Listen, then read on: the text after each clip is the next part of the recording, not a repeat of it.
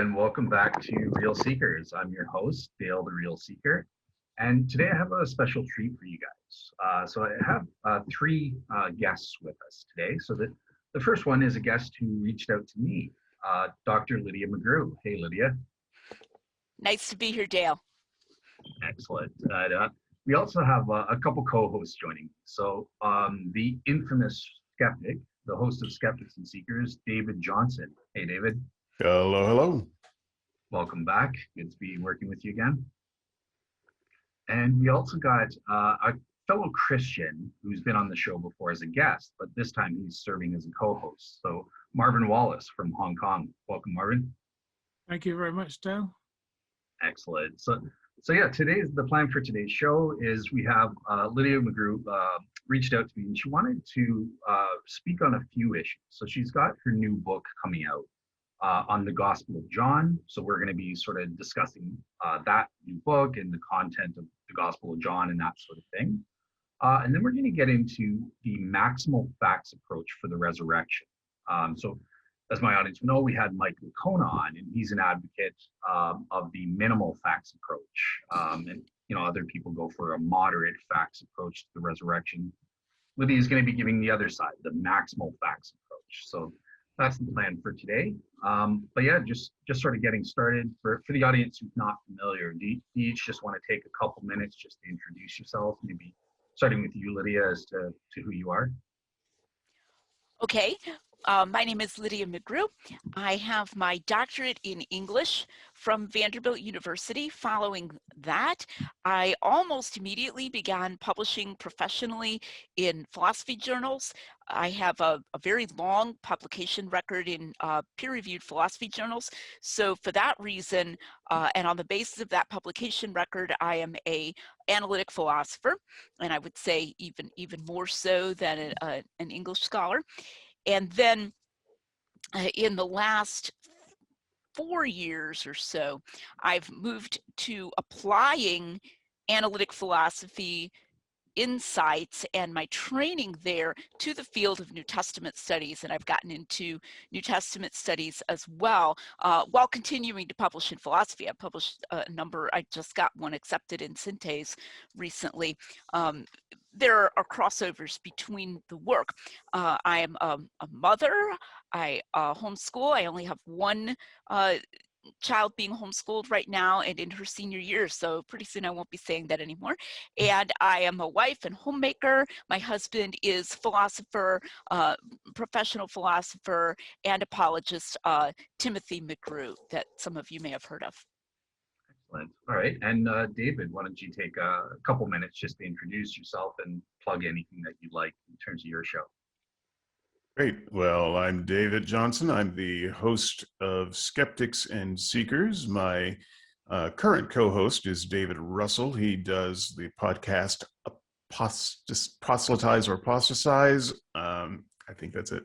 And Dale here is my former co-host. And so we've had at least a year and a piece to hash things out. You can find all of our adventures on skepticsandseekers.squarespace.com. If you want to hear where Dale was on the show, click on the one that says archives, and you'll get all of the past shows. And the goal is really better conversations. We have, of course, a skeptical co-host and a Christian co-host, and we often just talk among ourselves. Sometimes we have interesting guests, and it's a show where everyone is welcome to share their voice. Please visit us on our blog, skepticsandseekers.squarespace.com. See you there. Excellent. All right. And last but not least, we have Marvin Wallace. So yeah, Marvin, do you want to introduce just in a couple minutes the audience who you are? Yes, my name is Marvin Wallace. I'm from England, but I've been living in Hong Kong for a few years now. I teach in a secondary school. I teach English to local school students. I've gone on quite a trajectory because in university I first studied art. After I became a Christian, I became interested in theology, and then I went into some theology, apologetics, at Biola, linguistics. I trained as a teacher as well, and right now I'm doing some philosophy training with Southern Evangelical. So that's my CV, as it were. Awesome. All right, perfect. So yeah, with that said, I think we can get straight into today's topics. And the first item up is related to Lydia's new book on the Gospel of John. So yeah, Lydia, the first question I'd want to ask is, okay, we have the Gospel of John. Can you maybe tell us a little bit about the dating of the book, the authorship of the book, a little bit about, the genre of that gospel and that sort of thing? My new book is called The Eye of the Beholder, The Gospel of John as Historical Reportage. Now, I don't know when this show is going to be aired. As of this moment, which is February 27th, the book is in pre-order status, and it will become orderable. It is scheduled to be fully released on Monday, so just a couple of days on March 1st. So I'm real excited about it, and I have some excellent blurbs too from some pretty high-profile scholars for it, which I'm very grateful for. I definitely take the position that the book was authored by John, the son of Zebedee. To me, the most important thing is that it was authored by a disciple of Jesus who personally knew him. The dating, I allow quite a wide range. I tend to follow the patristic evidence in thinking that it was probably written later in the life of John, so, therefore possibly as late as 85, 90, that late when he was elderly. On the other hand, it definitely breathes the atmosphere of Jerusalem before the fall of Jerusalem, before AD 70. If he did write it late in life, it's because he knew that atmosphere of Judaism before the fall, and he was of Jerusalem, was just remembering all of that. There are others who would argue for a very early date of even writing the book, even pre-70. While I don't go with that, I'm not totally close to that. So the main thing is it was during his lifetime, and that's the important thing. Genre, I call it historical reportage in my subtitle on my book. You could call it memoir, that these are the memoirs of someone who actually was a disciple of Jesus. And in that sense, it's a memoir of Jesus, that it's just like, Boswell, wrote about Johnson, and he had been a close friend and so forth. It's that kind of relationship, a person who actually walked and talked, and now he's telling us what he remembers that actually happened. And I do think that the author had a remarkable memory, particularly a visual memory and an auditory memory. So that's what I would say briefly on authorship, date, and genre. All right, cool. So yeah, let's turn it over to the skeptical co-host first here. And David, do you have any follow-up questions based on these issues, or a follow-up comment and that sort of thing on what? Not really. I would just ask, what is your best evidence that it was eyewitness as opposed to someone else? I think that's what my audience would want to know. What you think is the best 1 or 2 or 3 evidences for that? Well, here's what's hard about it is that word best. There's a mountain of evidence that it was written by an eyewitness, and it's a cumulative mountain. If I pick out 1 or 2, it's going to be like, oh, well, I have an objection to that. It's this ginormous cumulative case, and that's why I wrote a book. The book is 546 pages long, I believe, if I recall correctly, with several chapters on just the positive evidence. Let me give some categories. External and then internal. So those would be broad categories. External evidence includes things like these casual notes of geography, cultural knowledge. These are put in these casual ways. So here's one tiny little example, and I'm not going to say, oh, this is my best one. This is a typical one, is what I would say. So that he mentions when they're going from Cana, which, by the way, his original audience might not even have heard of. The book was published probably in Asia Minor, and it's not like, and Cana's this tiny little town over there in Galilee. It's not like John's first audience surrounding him in Ephesus is going to go, oh, cool, he mentioned Cana, it must be historical. It's not like that. It's an obscure, it would be an obscure village that they might not even have heard of. So when he mentions that they go from Cana to Capernaum, just this way of talking, he says they went down. And they went down to Capernaum, where they'd previously been. In Cana, that happens twice. Actually, it's said twice in the Gospel of John in the early chapters. That's the way a person talks who actually lives there and actually, you know, was there and remembers, because you do go down. Cana's in the hills, and then Capernaum is at you know, it's on the shore of the Sea of Galilee. So geographically, you're, you know, actually walking down. So that's an external example. And there are lots more external examples of their culture. For example, at the marriage at Cana, it just says stone water pots. It's just in passing. And in fact, we found an excavation of a place in the region of Cana where they actually made stone water pots, because for the Jews, it was easier to purify stone water pots. So that kind of fits with culture and also archaeology. But then internal evidences that just abound. And part of what I'm trying to bring back are some categories of internal evidences that have languished. For example, what I call undesigned coincidences. I have a whole separate book on that called Hidden in Plain View. Also in this book, I bring up what I call unexplained illusions. So this would be a place where a person's describing a scene, like where John says that the disciples of John the Baptist were having a dispute about purification with a Jew. You know, it's just like this anonymous guy. And then they come to John the Baptist, and what do? They don't say, hey, we're having a dispute, and here's what it's about, and what do you think? John the Baptist would have been their rabbi. Instead, they say, there's a man, that man that you attested to, they mean Jesus, he's baptizing, and everybody's coming to him. So they start complaining, you know, that Jesus is baptizing too many. This leads into this famous speech by John the Baptist where he says, he must increase and I must decrease. And what gets dropped? The dispute. Like, we never learned what that was about.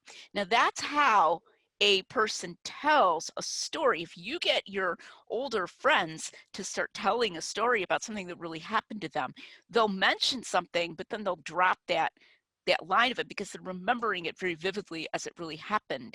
Another category of internal evidence is the vividness of John's knowledge of motions. And like, you know, someone runs and then they stop and then they look into the tomb and then they don't go in, and the other guy comes and he goes in. We've got to be careful not to be anachronistic. The genre of highly realistic fiction, I would say hyper-realistic fiction, did not exist at that time. This is something C.S. Lewis has noticed. This is something I can attest as an English scholar. That genre where it's like made to look like you were really there and it's super realistic. If John invented that, A, he invented it as a hoax, and B, he invented it with no precedence, and it disappeared with no successors, which would be very implausible in literary history. So in the better explanation is that he actually has eyewitness memories. In the case of some people, he might have talked to them. Like, I don't think he was there when Jesus talked to Mary Magdalene, but I think Mary told him the story. And it's got that same thing where, you know, she turns and then she turns back and then she turns back again. And that focus, intensely visual focus on physical motion. So we've got these external and internal evidences. Those are just samples. So to call them the best, those are some good samples, but they're just samples of the evidence of eyewitness testimony in the gospel. Thank you. Excellent. Perfect. So Marvin, yeah, from a Christian perspective, do you have any follow-up questions related to this, or I would just ask Lydia, what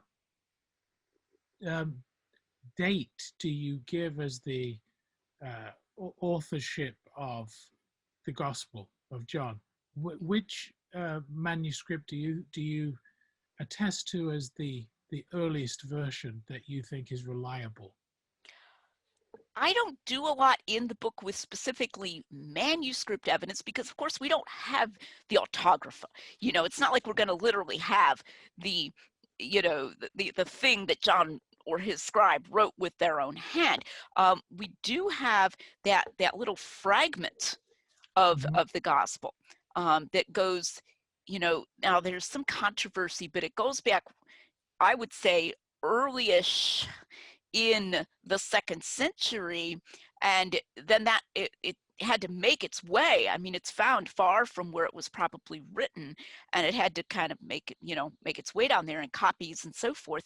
And I think that definitely pushes back against some of the old claims, which I think are largely abandoned even by skeptical scholars now, that the gospel was written way, way, way on into the 2nd century. And we've got patristic evidence there. Justin Martyr actually quotes briefly from the Gospel of John, and he's, early 2nd century.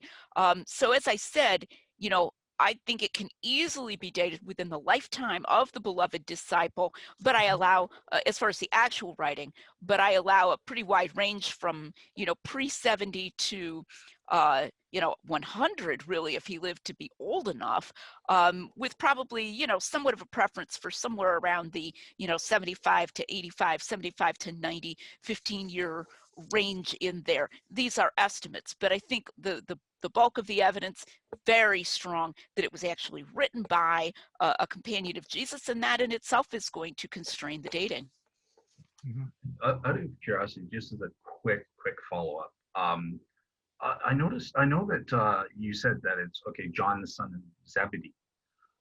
Some people like Richard Bauckham might say, well, it was an eyewitness. They admit that evidence, but maybe it was John the elder, not the apostle. So, like, do you want to just maybe briefly give out the reasons why you think it's John the son of Zebedee as opposed to another eyewitness named John?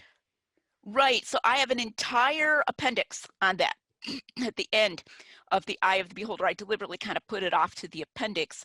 And it's long. I mean, it's like a monograph in and of itself. I forget how many pages, maybe 50 pages long, just on that John the Elder thing. So I can't possibly give all the reasons here, but one of the reasons is that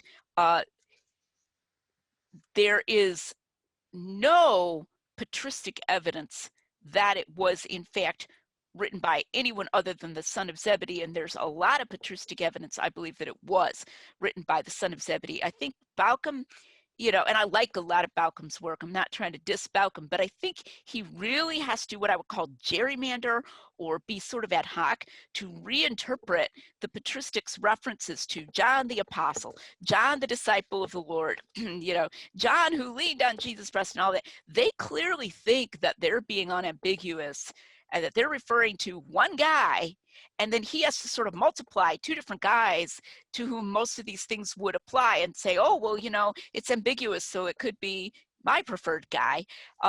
Whereas the way that the church fathers talk, it's like there really was only one person who fulfilled these criteria, and that they think they're being clear to their audience. And I think that strongly argues for the son of Zebedee.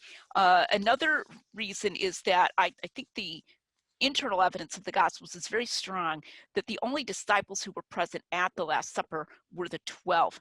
Now, I'm being a little coy about exactly what my argument is for that, because I want people to get the book and read it. But that's often characterized as simply an argument from silence. Well, we only see him mention, Mark says he came with the 12, and the synoptics say he came with the 12. Well, that doesn't mean it was only the 12. Sure, fine, but then you put that together with some other internal indicators that he's definitely, that all and only the 12 are there with him at the table when he's making his statements and so forth. Then that's very strong, because Bauckham's going to agree with me that it was someone who was at the Last Supper, who was seated right next to Jesus. But if the only ones who were the 12, and that we know it was somebody named John, then it has to be the son of Zebedee. He's the only member of the 12 named John. So that's a brief summary of some of my arguments there. Awesome. All right, perfect. So yeah, I think I'll move it on now to the next couple questions, and I'm going to combine questions 2 and 3. So great. So we figured out the authorship of the gospel, the dating, the genre. Okay, what does that mean though in practical terms. How reliable is the Gospel of John in terms of the narratives it reports, and also include in that, what about the sayings of Jesus? Things like the I am statements. Did Jesus really say what the gospel says he said and do the things that he said he did? Right. Well, you'll notice that when I talked a little bit about, David asked me, what would I say is my best evidence for eyewitness testimony? And that is entangled with the question of reliability. It's inextricably entangled, because evidence for eyewitness testimony is in and of itself, ipso facto evidence for reliability, and evidence for reliability is evidence for eyewitness testimony. It goes both ways. And then genre is also entangled. So you notice I talked about historical reportage and memoir. Once you realize that that's the kind of genre that he really is presenting it as historical in nature, that really cuts the ground out from under the kind of claims that you'll hear, unfortunately, even from some evangelical scholars like Michael Licona and Craig Evans, to the effect that the genre is this sort of mixed thing. It's like a mixed genre, a little bit like what we would call something based on true events, or maybe even inspired by true events, where it's got some truth in it. Craig Evans used the term nuggets. It's got nuggets of truth, like as if they're nuggets of gold or something, but then it's not all intended to be history. Once we start looking at the realism of it, and even things that he says himself, his testimony is true and so forth, we see that he's not giving us that option. The author is not giving us that option. So that genre starts answering that question of whether he's, putting in there deliberately stories that he made up.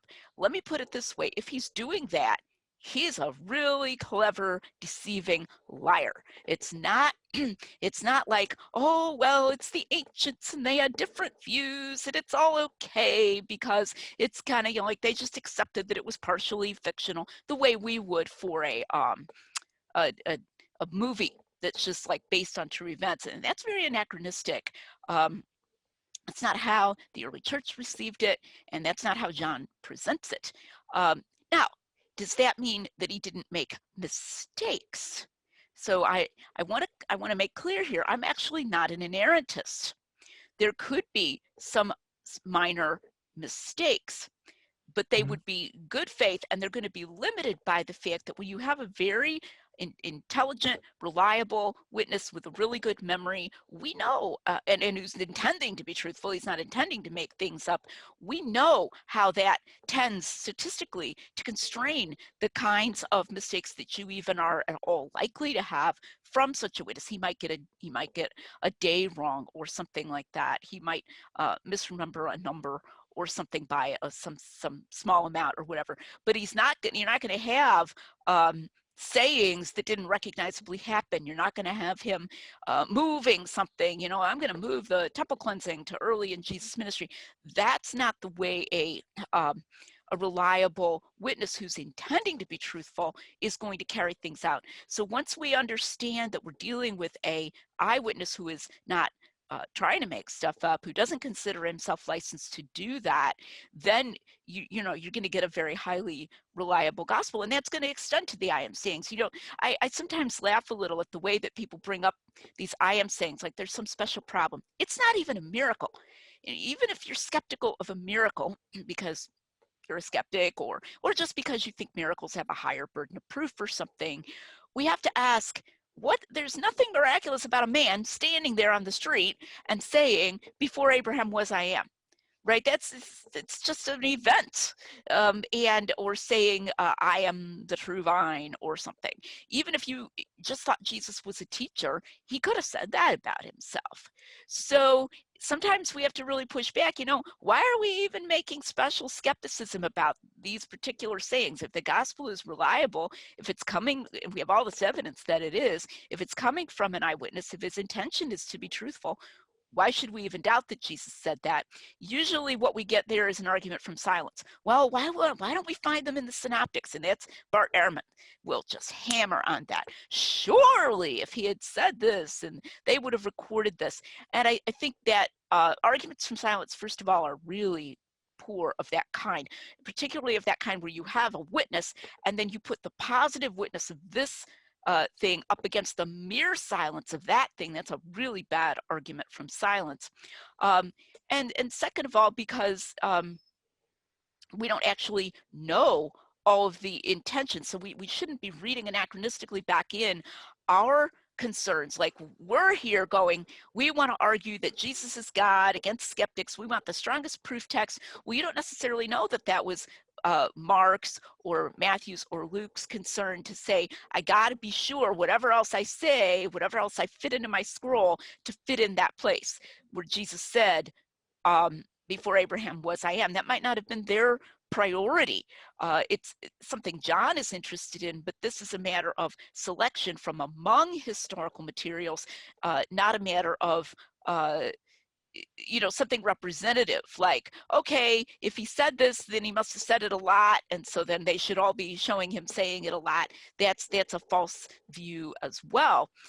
So I see no reason to question the I am sayings, and I think they fit in really well with that genre of historical memoir that I would place the gospel in. Excellent. All right, perfect. So Marvin, I'll turn it to you first this time. Do you have any follow-up questions or comments on those two aspects that Lydia addressed, the reliability?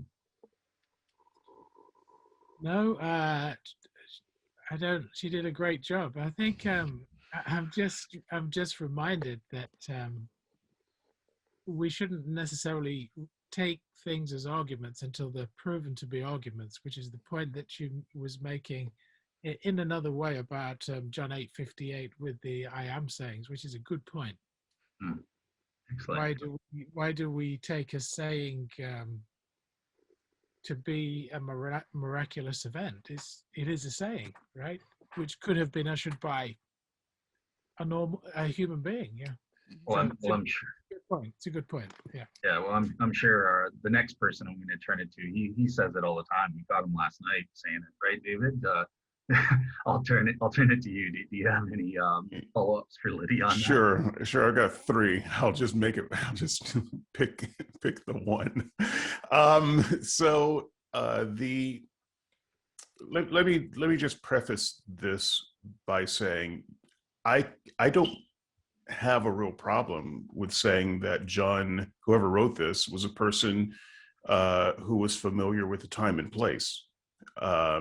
And so that's easy to me. That does not indicate that the fantastical elements of his story is real. And so I wanted to preface that by saying, when I was doing some news writing myself, I do different writing now, but I was following the story very carefully of Bloomberg, and they put out a story a couple of years ago called The Big Hack, I think it was.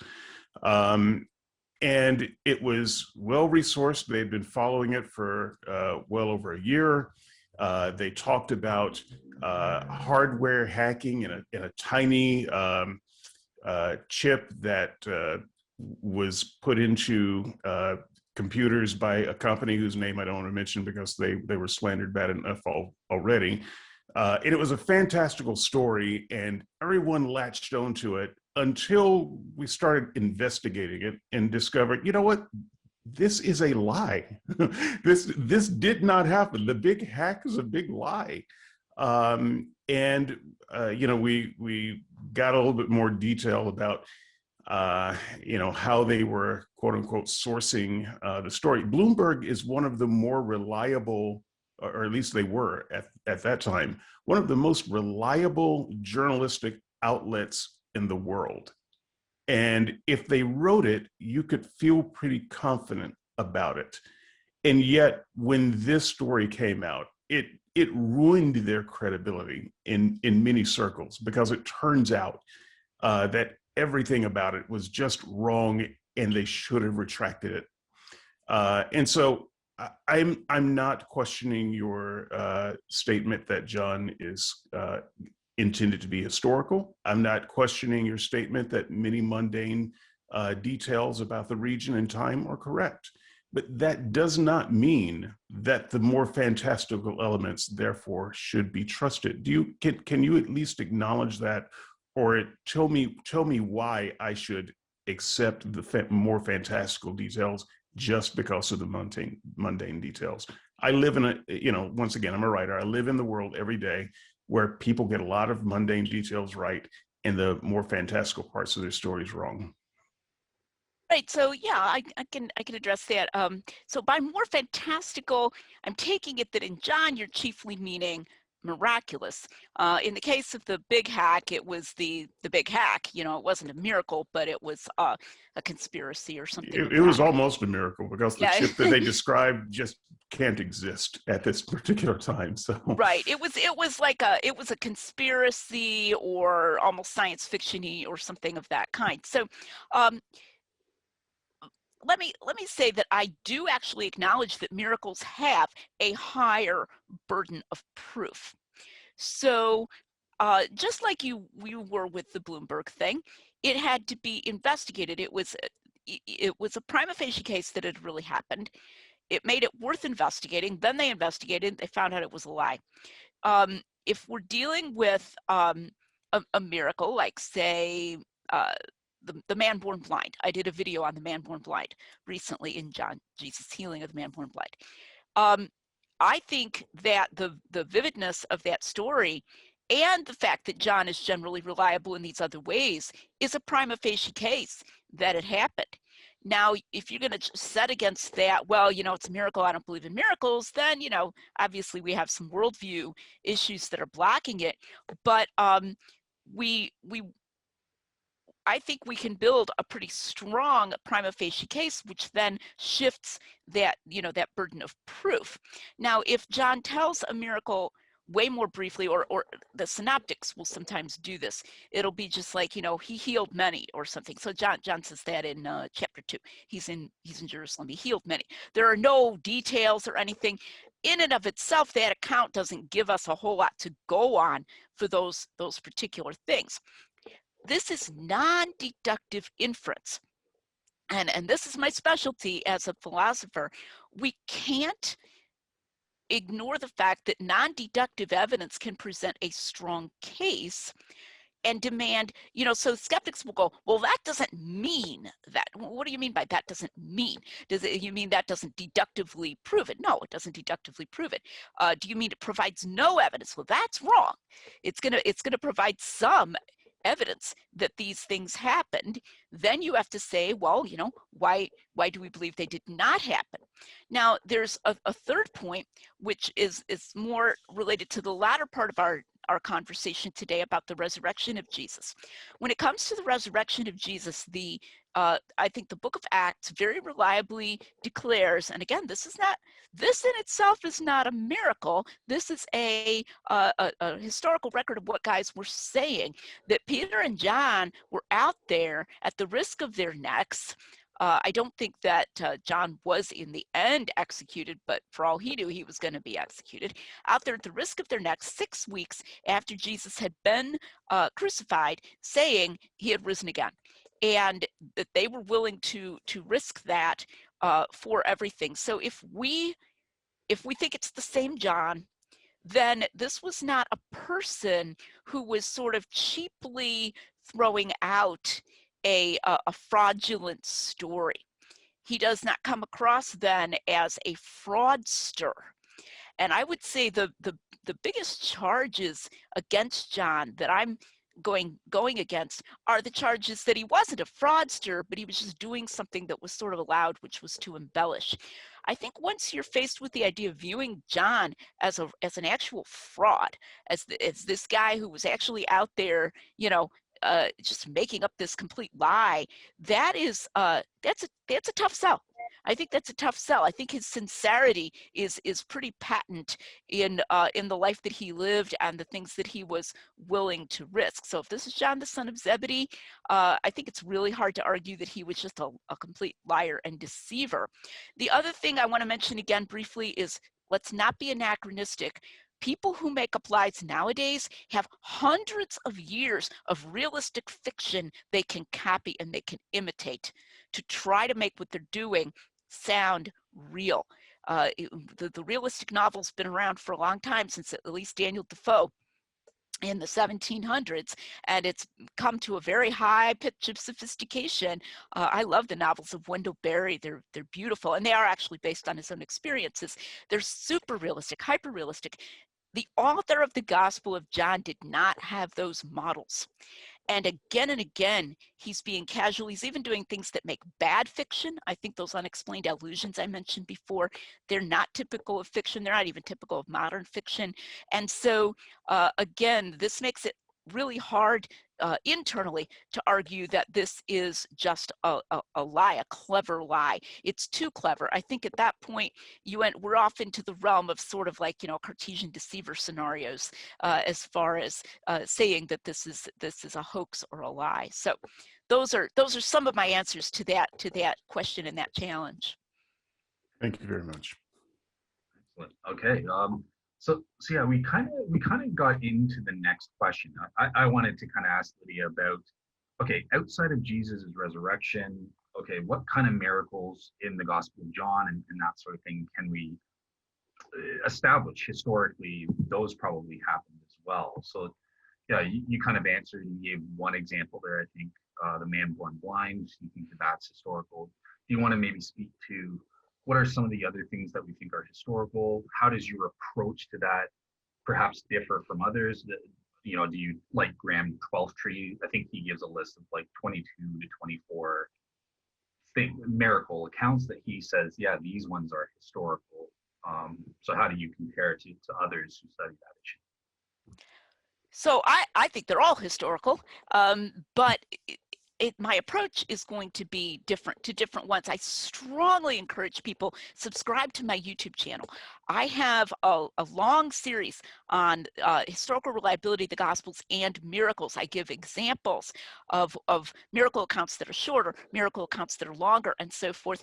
And something I've been working on for 15 years, I think that's right. In my professional work in epistemology, philosophy of knowledge, theory of knowledge, is what I call epistemic routing. And if you're really geeky, you want to get into this, you can look into this.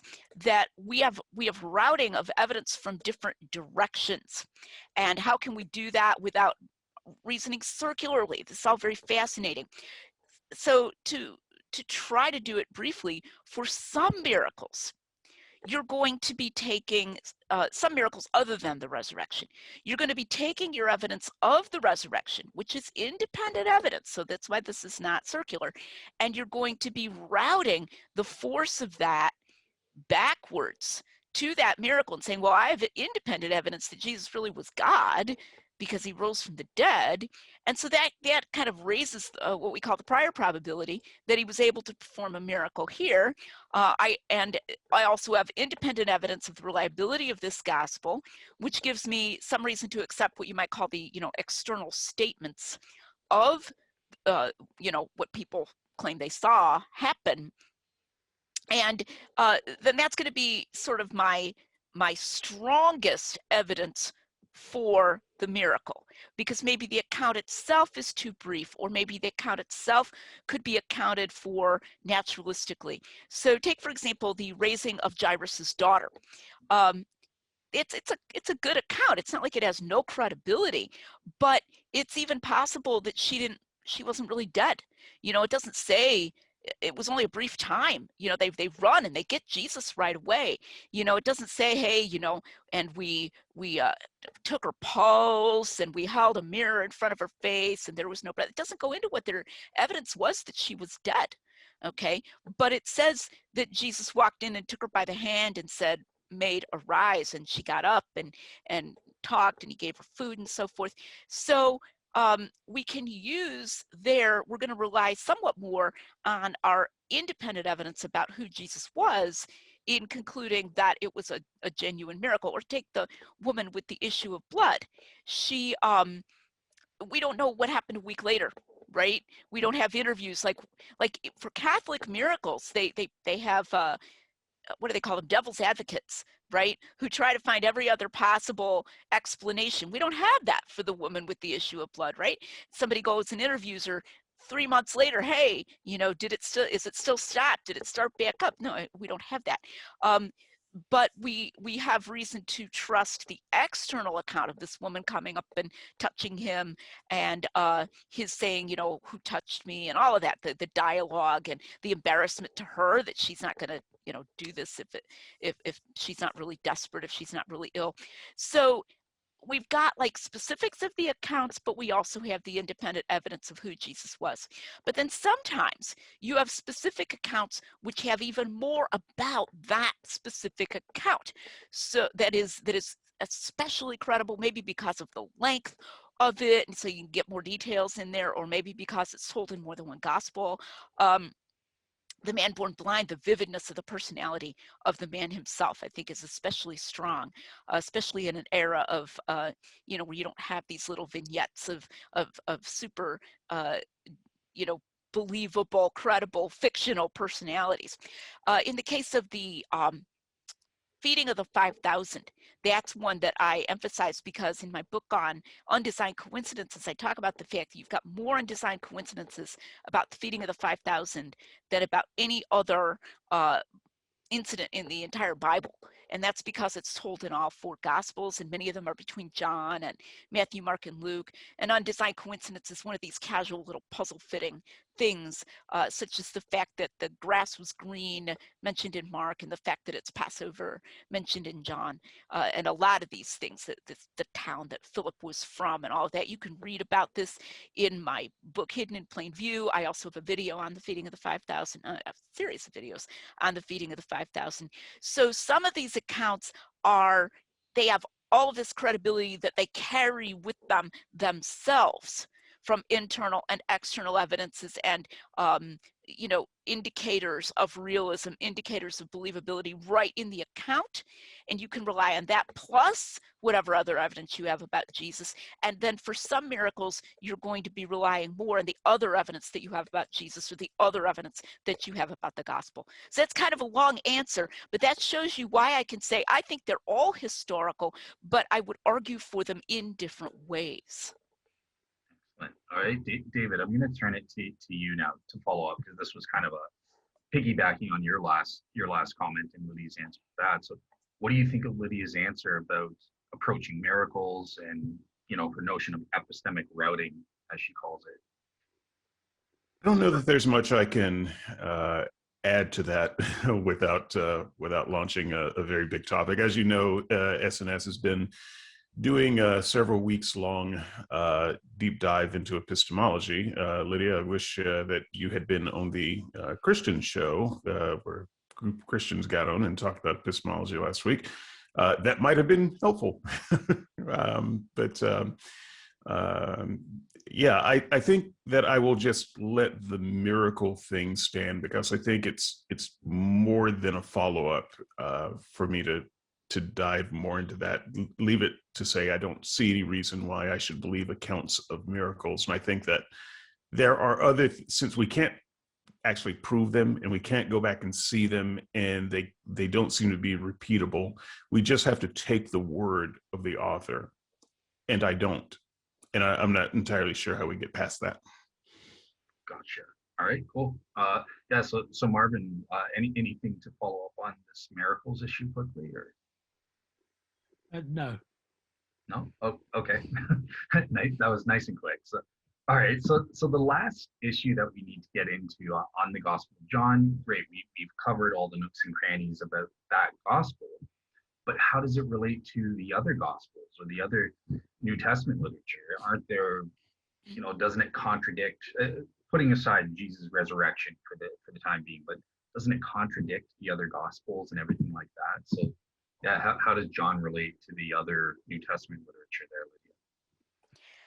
Well, I'm, again, like I said, I'm not an inerrantist. There are one or two places, just at this moment, I'm only thinking of one. No, okay, I can think of two, where it seems to me like there may be very minor contradictions between John and the synoptics where I'm not satisfied with the harmonizations, but in general, it's exactly the opposite. So far from contradicting, John complements the other gospels again and again and again. And this is what I referred to as undesigned coincidences. John will throw in a bit of information that is just casual, and then it will fit really beautifully with something in one of the other gospels. Like I said, we have a lot of these for the feeding of the 5,000, but there are others. So, for example, something that scholars bring up, they call it the Messianic Secret, and where Jesus is always telling people, don't tell about this miracle, don't tell about this miracle, and they often they disobey him. But why does it turn up so much more in Galilee? That he's always doing this in his Galilean ministry in the synoptics, and then in John 6, after the feeding of the 5,000, he is in Galilee, and they come and they try to make him king by force. And the interesting thing is that in that sense, that explains the so-called Messianic Secret. And it also explains why it was a bigger deal in Galilee. And we have external evidence too that Galilee was just a hotbed of, an insurrectionist tendencies at the time. And that Jesus is not wanting people to get the wrong idea that he's claiming messiahship in a place where they're going to misunderstand that. They're going to try to make him an earthly king. Whereas when he's talking to the woman at the well in John 4, she mentions the Messiah, and he says, I who speak unto you am he. We can investigate Samaritan, she's a Samaritan ideas of, I believe they called him the Tareb, the Messiah. And it was different. It was more like a teacher and so forth. So she's not going to she and her friends aren't going to try to start a rebellion to make Jesus an earthly king. So there's actually all of these wonderful, subtle ways in which John and the synoptics confirm one another over and over and over again. Harmonization, I want to say a word about. Harmonization, in my opinion, is a really good historical tool. And as you know, I've written a book called The Mirror or the Mask. And in that book, I am disagreeing with a scholar named Michael Licona that you mentioned before about Roman literature, Greco-Roman literature. And so I'm not just disagreeing with him about the Gospels, I'm disagreeing with him about Plutarch also. And I find that he and a classicist, Christopher Pelling, who has influenced him a lot, they tend to force Plutarch's lives into disharmony with one another unnecessarily. So this is not, harmonization is not something that you just do because you're a Christian and you're dying to find a way to make it work and not to admit that there's an error. It's something that a good responsible historian is going to do too. So I harmonize Plutarch when I think that can be plausibly done, like his two, if he has two different lives, if I think, hey, looks like this similar kind of thing could have happened twice, in the Roman Senate or something like that, then I'll do that. And so I think that this is good to do. It's not just a Christian thing to do, it's something everybody should do. And so when we are talking about alleged contradictions between the Gospels, including John and the Synoptics, I think our first line, it's completely rational and reasonable to say, does it make sense that these could both be true in a way that's not like extremely strained? And I know we're going to have disagreements about what's extremely strained and what makes sense. But in general, I'd say New Testament scholarship is like the princess and the pea when it comes to harmonization. Any little harmonization and they can't sleep at night, it's like, oh, it's terrible. This is a fundamentalist thing to do. And then they have this huge tolerance, on the other hand, for implausible theological theories and theories of theological invention, which should be bothering them far more epistemologically. Apparent contradiction is a sign of independence. I want to emphasize that as an epistemologist. If John is making something up based upon what we might call synoptic traditions, he would have the opportunity to make sure there isn't even an appearance of contradiction. And so when there's even an appearance of contradiction, which is then harmonizable, that's a great evidence actually of truth. And this is what a 19th century scholar called reconcilable variation.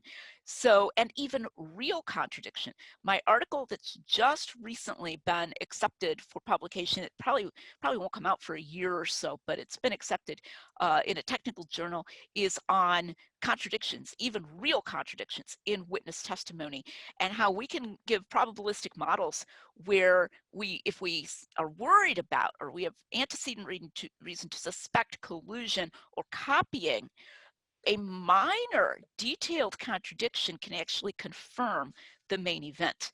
And I actually give probabilistic models of how this could be, because it has this great punch to disconfirm this dependence hypothesis, and it doesn't really harm the reliability of the witnesses that much if we weren't already committed to their being infallible. We already knew they're going to be somewhat fallible, so we've kind of already built that in to the hypothesis of their being truthful on the main event.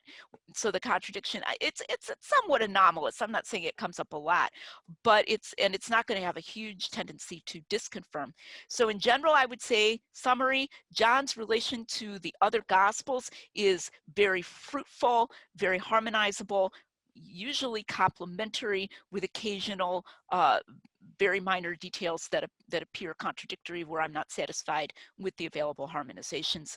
But that actually is not a big deal at all. Great. All right, Marvin. Yeah, do you have any follow-up questions or anything on that? No, that was great. It was a good explication. Yeah, it's fine. All right, fair enough. You're just enjoying the show, so. Yes. All right, David, we'll turn it to the skeptic then. Do you have any follow-up questions or comments about what Lydia just said on that? Yeah, just one briefly. Is there a point where contradictions would bother you? So you mean like the number of them? Like how many? Well, just the type. I mean, you are okay with harmonization, and you feel that some contradictions are confirmatory. And so is there any type of contradiction that you would say is, oh, wait a minute, that's a problem? I would say if there is, so I'll go with type and then I'll mention number. I would say if there's a type of contradiction where I think the author must have known the truth, okay? He must have known, and that the only way for him to get this wrong in his gospel would be for him to change it deliberately. That would be a concern, because in my opinion, deliberate change, I'm going to use a cancer metaphor, deliberate change metastasizes in a way that accidental error on the kind of thing that we know reliable witnesses occasionally get wrong does not metastasize.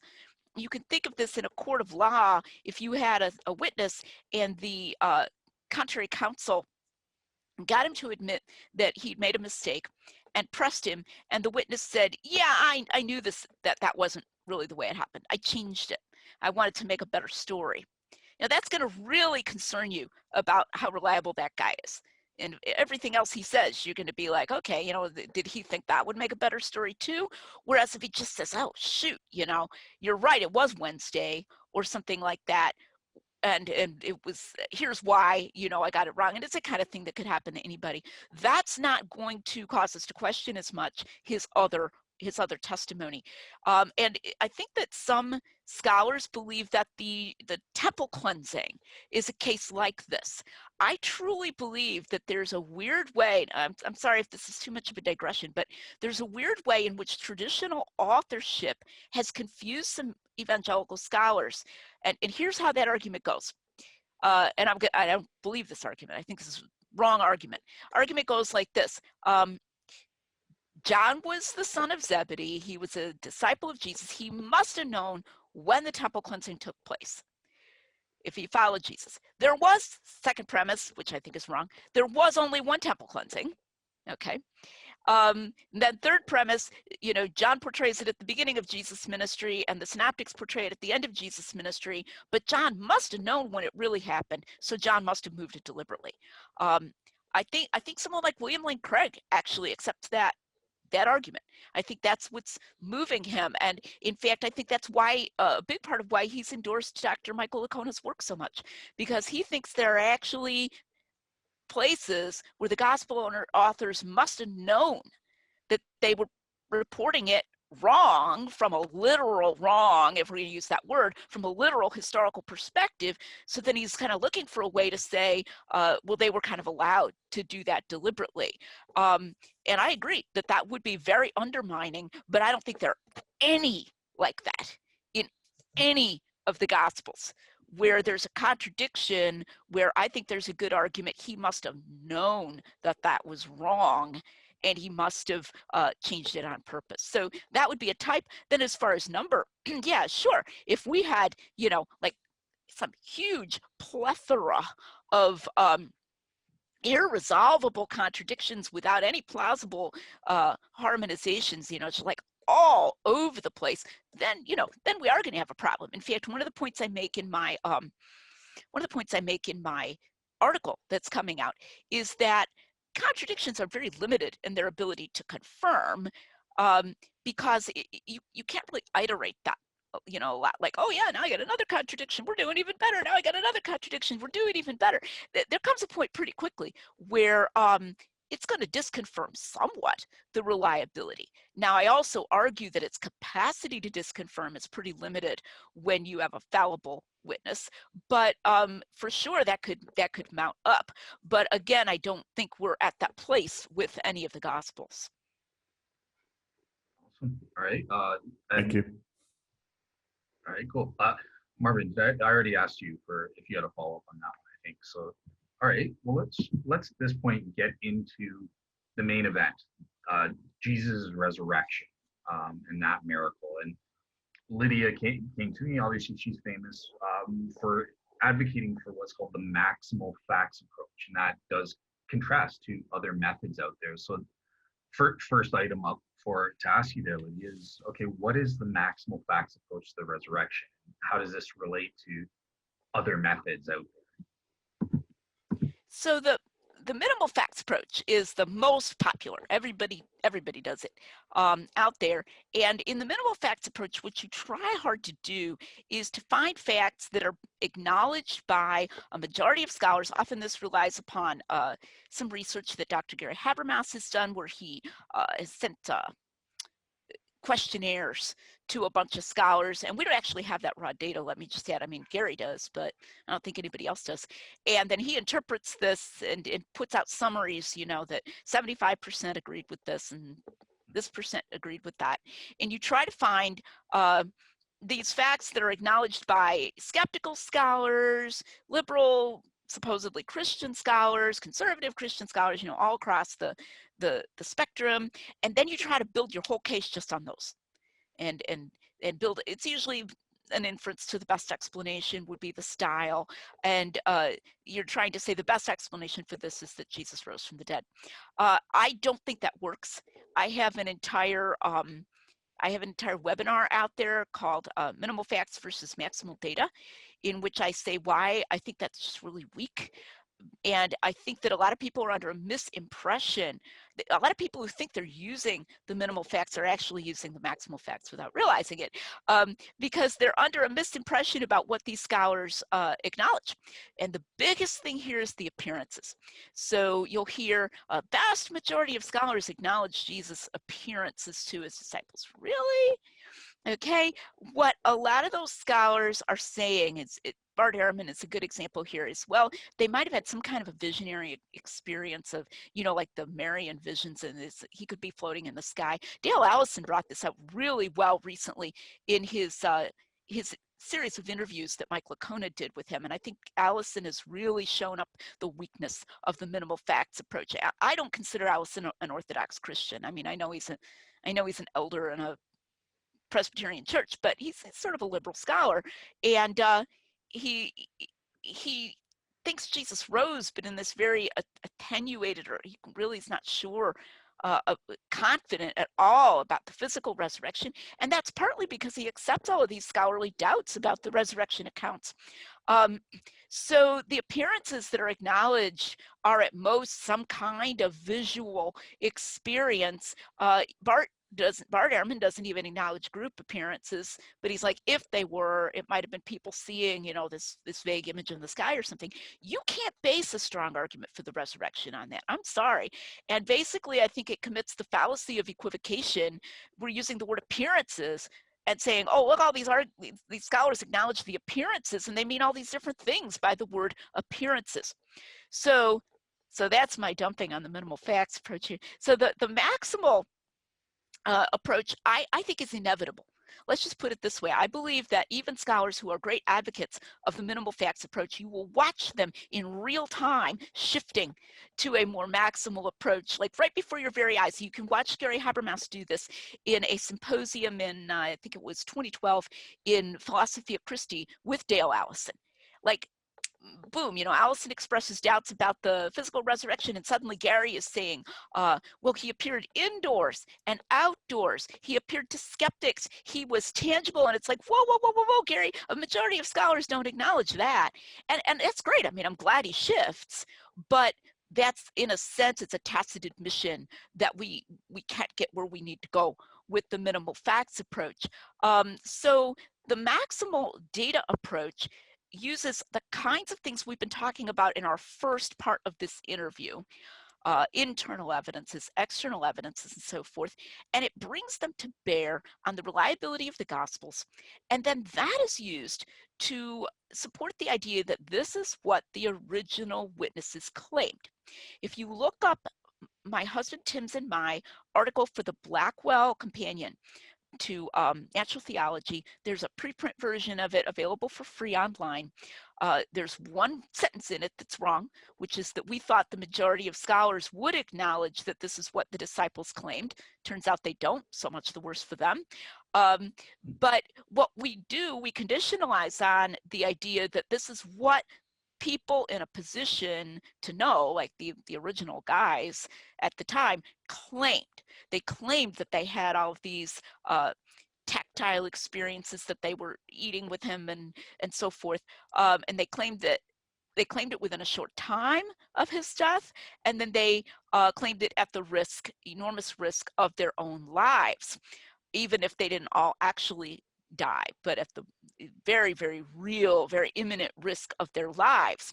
And so then this is a style of argument that was popularized by William Paley and other people who answered the deists back in the 1700s, that the best explanation of this is that Jesus really was physically risen from the dead. And all that stuff about gospel reliability comes into play in saying this is really what they claimed, because the modern higher critical scholars, and unfortunately even some evangelicals, would say, well, maybe they didn't really claim that, or we can't really know that they claimed that because these accounts might be greatly embellished by people who weren't eyewitnesses, and that's where the reliability of the Gospels comes into play. No, this is a faithful record of what the witnesses claimed, and then, or alleged witnesses, putative witnesses, and then what's the best explanation of that.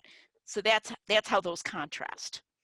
All right, cool. So yeah, just a couple quick follow-ups before I go to the co-host. So so Lydia mentioned, obviously I'm friends with Gary as well, so he hasn't published his research. He is, though, with his MO coming, modus operandi, or what, his big book coming out, his MO. He will be publishing his records of all the responses that he got. So yeah, when that comes out, please check that out.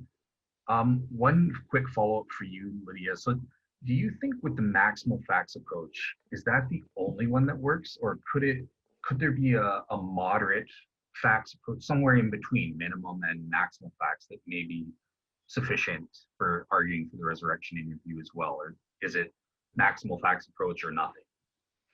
Well, it depends. The only person I've ever seen, I've seen somebody who was a guest on your show. I don't really know a whole lot else about him. I believe his name is Caleb Jackson. And he uses the phrase moderate facts approach. And as he means it, no, that won't work. Because as he means it, he actually accepts the idea that the gospel authors might have embellished their stories. And I think that's just a kill right there. The minute you start conceding that the authors are not scrupulous about fact. Hmm. And that they're embellishing, or for all we know, they could be embellishing, or you try to say it doesn't matter, then it does matter. And then you're in trouble. As far epistemically, for some of the reasons I was just giving a minute ago, because then let's put it this way. What are they then? We're going to say they're most likely to embellish exactly those physical details. It's exactly what the skeptical and liberal scholars have said. It's exactly what Allison says, that they put in those physical details, that he was able to eat with them and so forth, to try to argue that he wasn't a ghost. And those are the kinds of details that are, I think, very strong in favor of the physical resurrection, as opposed to some spiritual vision or something like that. I actually saw, and of course I'm not going to name this person, but I actually saw someone in the com thread below. I think it was one of the videos that Dr. Lacona did responding to me last summer. I could be wrong about that, but he allowed comments, and there was some discussion. And a skeptic was talking about the possibility of embellishment and how this would affect the resurrection. And this other person, who's a Christian, came in and said, well, yeah, maybe on Mike's approach, the eating part, in Luke, the eating fish part could have been added. Now, I want to add that's not something Lacona said. This was something that someone else was saying, and not necessarily disagreeing with, just throwing it out there. That could be one of these literary devices, these compositional devices. So we can see how that eats away at the case. Now, if we just use a vague phrase, moderate facts, I want to make something clear. There is an elevator version of what I call the Maximal Facts Approach. Go to my YouTube channel and look for the Maximal Facts Approach, a brief statement of the Maximal Facts Approach to the resurrection, and you'll find it. It's not a really, not a 2-hour video, okay? So I think there's a misunderstanding of this Maximal Facts Approach, that we have to say everything. You're seeing right here, we're going to be talking for an hour and a half, and I still don't have time to say everything that could be said in favor of the gospel. So maximal facts doesn't mean you have to say everything in every context. So if all you mean by moderate facts is that you learn some of the evidence, you don't happen to know all of them, or you don't present all of them in every context, that's a version of what I call maximal facts. So the difference ultimately is either you do or you don't argue for strong gospel reliability. Either you are or you aren't prepared to hold that line, and then argue that this is what the witnesses claimed, not embellished, not necessarily absolutely inerrant, but never deliberately embellished, or you aren't. And that's a, we philosophers, that's mutually exclusive and jointly exhaustive. And so if you're going to say I'm a moderate facts person, but you still fall on the other side of that, then I think that you've got a problem. If you just haven't learned all of the supporting facts, then you're on my side of that line. So that's how I would answer that. Awesome. All right, cool. So yeah, just for the two co-hosts, just because I do want to make sure we fall within Lydia's time restraints, and out of respect for her, and that's what. Is it okay if I move on to the next question, or do you guys have any burning follow-ups on this issue? No, you can move on. I'm good, because Lydia answered my question more or less, which was what aspects of the maximal approach would she recommend apologists kind of get their heads around? Gotcha. Right. Yeah. You've got to get your head around that genre issue. I think that's a biggie, and be prepared to refute it. And that idea that the ancients had a different, view of truth and all that. And I think you should definitely have in your back pocket some, I tell this to everybody, I tell this to laymen as well, in your back pocket, some of your faves of evidence for the historicity of the Gospels, and have that ready. And I would say also be careful about, get your head around being careful about saying all scholars agree with this, or most scholars agree with this. I think that can be a pitfall. If you find yourself about to say that, I would say, ask yourself, are you prepared to say, there is a reason why most scholars concede this? And are you sure that most scholars do concede it? Be sure before you say it. And then, are you prepared to say why they're right to agree with it, as opposed to using it as a stand-in for having your own argument. So Jesus mythicism is a good example here. I will use the phrase, there is a reason why Jesus mythicism is not well respected in historical circles. There's a reason why even Bart Ehrman, I call him Good Bart, when he does this, he's Good Bart. When he's Good Bart, he will argue against Jesus mythicism. That's because the evidence is overwhelming that Jesus existed, and I'm prepared to argue that myself. So I'm not sort of punting to a consensus as a substitute for my own information. So those would be some things I would add in answer to that question. Excellent. Okay. All right. So maybe with the next question, we've kind of covered a bit in here, but just maybe if you could, okay, what are, in terms of the maximal facts approach, what are the facts? If you maybe want to just sort of list them, what are the historical facts that you use given your approach, and maybe say a quick little bit about how we establish these as actual facts. So I think we need to see this as a kind of a tree structure with roots, and epistemologists love to do this. You've got this, like, you've got these facts coming up from the bottom, and then you've got little caps on top of them, and then that in turn supports something yet higher. And so at the apex you've got the resurrection, and then down below it in the next tier would be things like the disciples claimed that they were they met with Jesus at length. The disciples claimed that they were able to touch Jesus. They were invited to touch him. The disciples claimed that they saw him personally. The women claimed that too, not just the male disciples, but the female disciples. And we've got the accounts of these people. They risked their lives. That would be, there. So we've got that level. And then when you go down below that, you get into all kinds of things about the special credibility of the reports. There are undesigned coincidences between the resurrection accounts. There are arguments about independence, for example. I talked about this in a post I did on the conspiracy theory of the resurrection, that, for example, these people weren't all just like being brainwashed by one strong central character, like Peter, for example. The women would have had other social pressures on them, particularly like Joanna, who was apparently one of the women who went to the tomb.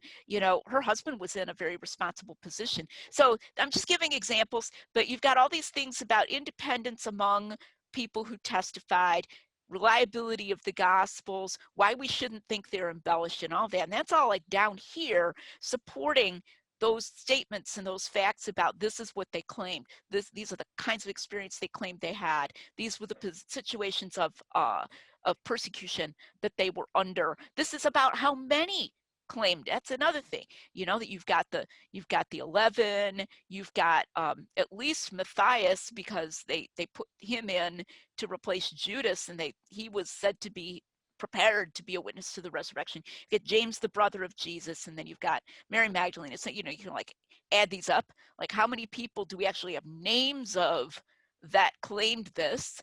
So you've got like that at this level, and down below it, this whole background evidence that allows you to defend those. So that's a kind of a brief way of showing the structure. All right, David, I'll turn it straight to you. Any follow-up questions on this? I'm sure you'll have some. Not really. Really? Sorry. Yeah. Nothing. Okay, that shocks me. All right, Marvin, any follow-up questions or comments for you about these historical facts? Okay, before you go to Marvin, I just one. I was kind of holding this one for my last question at the end, but I guess it makes more sense to put it in here. The empty tomb, that seems to be one of the things that minimal factists, some put it in, some take it out. So I'm curious about you there, and maybe something like the shroud. Would that be in a minimal or maximal fact? last follow-up on the tomb. If the empty tomb was a big deal for the early church, why don't we hear or read of any veneration of it? We don't read or hear of any veneration of a shroud. We don't hear, we just don't see those things in the Bible, and it's much later that those things come about. So how do you fit those things into your maximal facts approach? Okay, well, I'm not into the shroud. I mean, I'm not saying I know it's fake. It's just not something I've ever investigated. It's not something I bring in. It sure wouldn't fit into a minimal facts approach. In fact, I have often shaken my head, and recently, in the last 6 months, I have shaken my head at people who are diehard minimal facts people on the resurrection, and they're out there defending the Shroud of Turin. And it's like, guys, I would prefer that you would put that same energy into defending the more robust reliability of the Gospels. You're out there saying, oh, we don't have to argue that they're not embellished. You know, we don't have to saddle ourselves with that, but you're saddling yourself with defending the Shroud of Turin? I mean, you've got to be kidding me. I'm sorry, I'm getting animated, but I'm frustrated with my fellow evangelicals who are out there defending this genre of the Gospels as possibly being embellished, or this was allowed by the standards of the time, and oh, wipe the sweat off our eyebrows. Thank goodness we don't have to answer claims of contradiction, and we don't have to defend that the gospel authors never made anything up and go up against scholarship in that. But Shroud of Turin, cool, it's like it's like squirrel, they're over there to the Shroud of Turin. So I don't say that necessarily to diss the evidence for the Shroud of Turin. I have not really looked into it. That is not a direction I would go. I certainly think it would be more at home in a maximal facts approach, and therefore I think it's tremendously ironic that it isn't the maximal facts people who are defending it. So that's my statement on Shroud of Turin. As far as the empty tomb, when Tim and I wrote our Blackwell article, I actually asked him about that. I'm like, are we going to do anything with the empty tomb? This is way back. It was published in 2009. So I don't even want to think about how many years ago that was. Anyway, and he said, and I think he was right, and I've come to think more that he was right since then, that actually is sort of subsidiary under the testimony of the women. So we had W, we called it. That was the testimony of the women that we're conditionalizing on, because who was it who first, according to the Gospels, went and found the tomb empty? It was the women. Now we also have, Peter and John in John 20, but in general, we didn't conditionalize on the empty tomb. Instead, we conditionalized on testimony, because our whole model was testimonially based. So if we have, I think the tomb was empty. I definitely think the tomb was empty. But why do we think that? Because we have accounts of people going and finding it empty.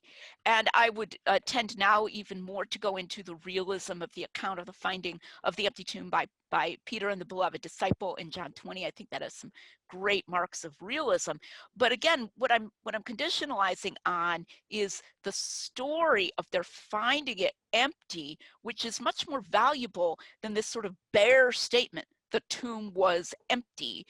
And unfortunately, a lot of the minimal facts folks will try to defend that through 1 Corinthians 15, which does not mention it. Now, I think Paul believed the tomb was empty, but it's not exactly what you would call a robust, independent attestation to the empty tomb in 1 Corinthians 15, because it just doesn't bring it up.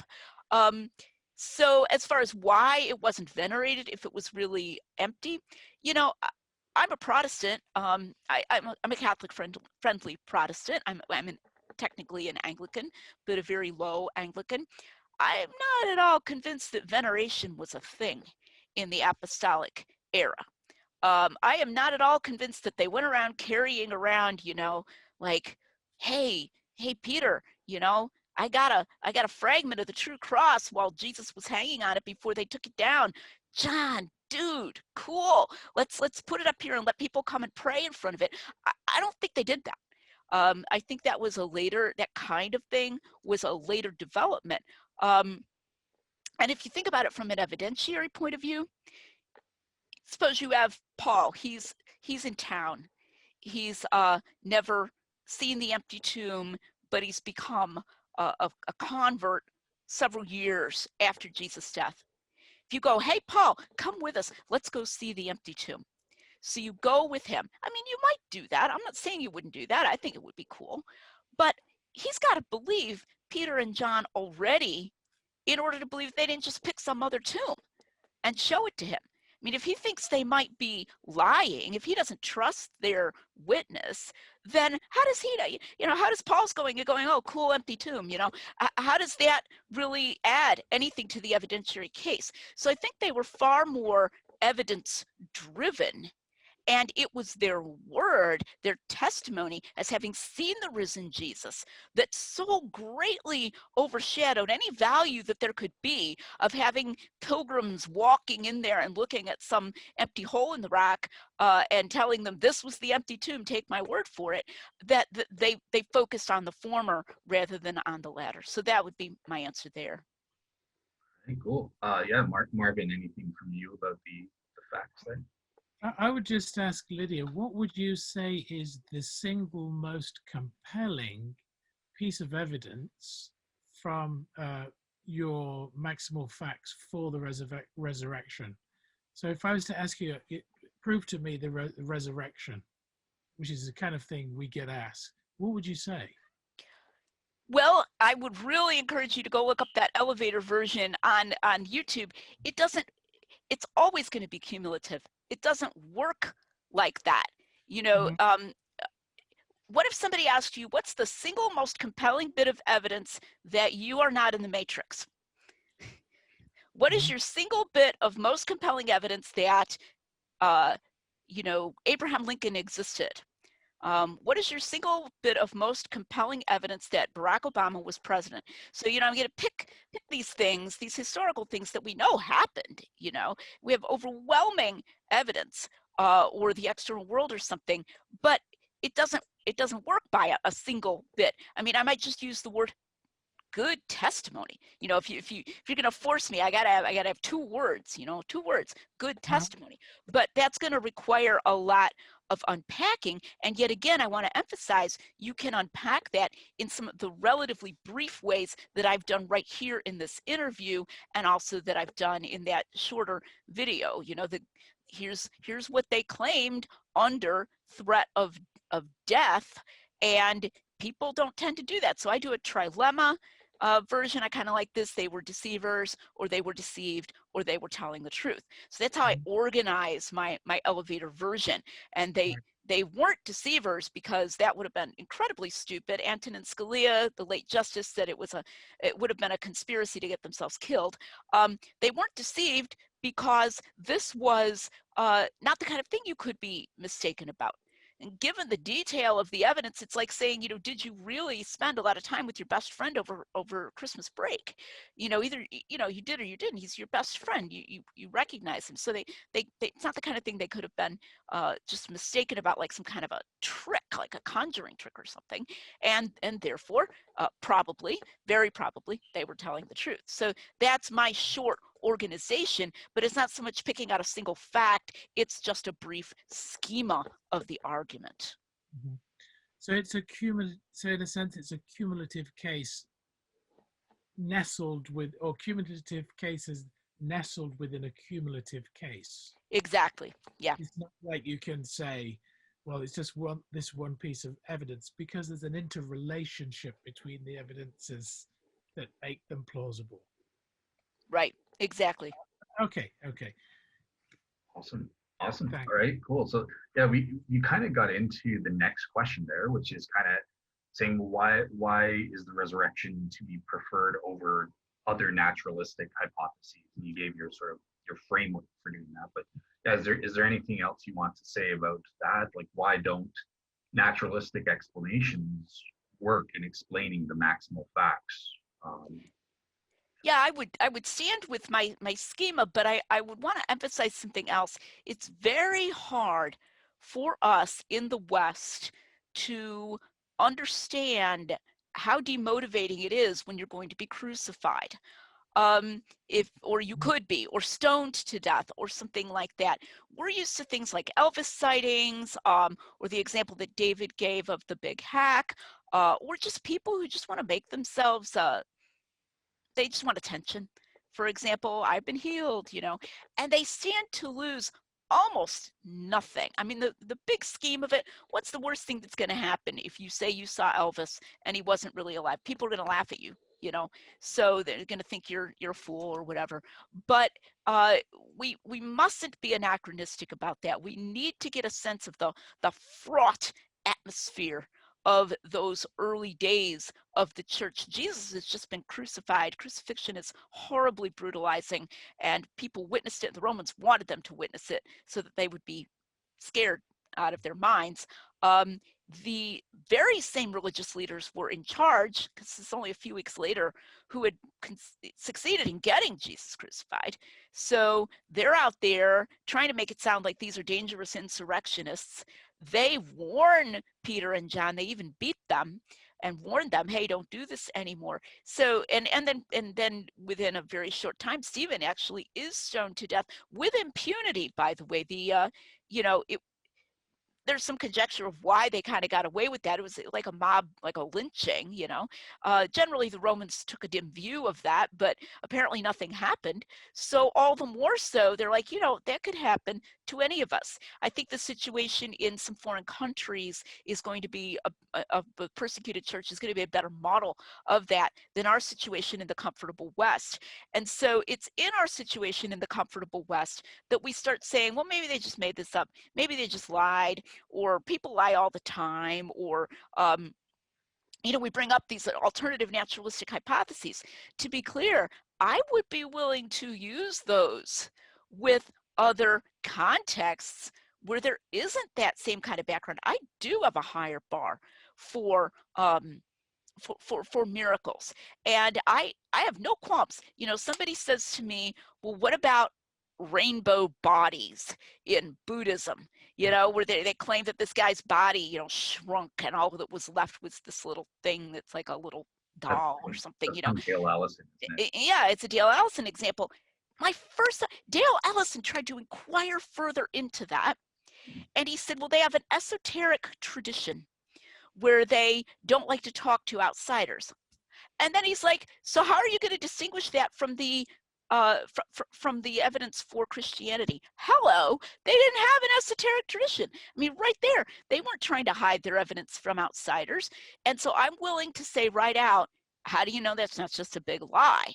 And it's a very different thing to establish a new religion on the basis of a miracle in a hostile context from bolstering the faithful in their belief in an existing religion by claims of miracles that occur within the tradition of that religion, because there's not going to be that same challenge and that same system of checks and balances. So I definitely think those kinds of considerations come into play in evaluating the evidence for the resurrection of Jesus. Awesome. All right. So yeah, with the follow-ups, Marvin, I'll give it to you first this time. It's okay. Let David take that one. All right. Okay. David, do you have any follow-ups on the explanatory level? Sure. I think that the thing I'd like to hear you speak on a little bit more, Lydia, is this idea of persecution and how fraught things were. So not everyone would agree that persecution was as bad as you suggest. There's one book, I can't remember the author, The Myth of Persecution. You might be aware of it. I